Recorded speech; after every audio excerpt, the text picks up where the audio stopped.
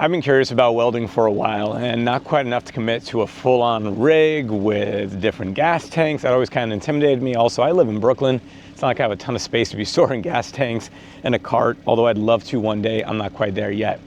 Now, I got myself a simple welder, and that welder did have a little face shield, like a welding mask that I hold on the handle, but that was just inconvenient for me, to say the least.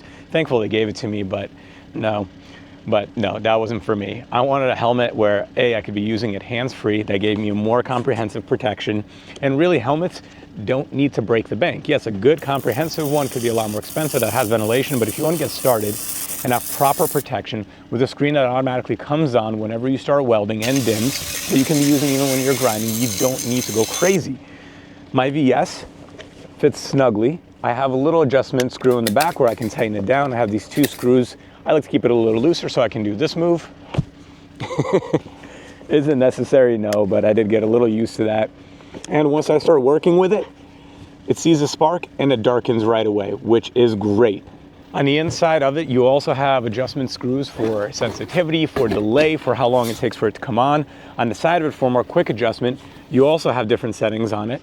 So depending upon how dark you want it to be, or even if you don't want it dark, they have a grind setting, which I'll be honest, I constantly, when I'm using my grinder, I forget to put on goggles. And when I'm welding, I'm using my grinder also to clean up any of the beads or to clean up any of the snot that I put down. I'm not too good quite yet.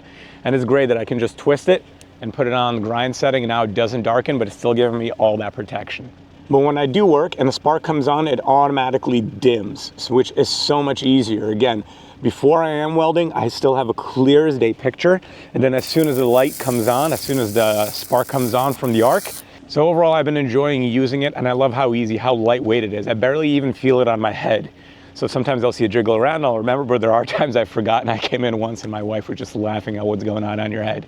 So if you are looking to get started, you may have a basic welder, you may have something more advanced, and you're looking for a helmet to also get started, I highly recommend the VS. I'm just a do-it-yourself guy. I'm beginning and I'm having fun with it.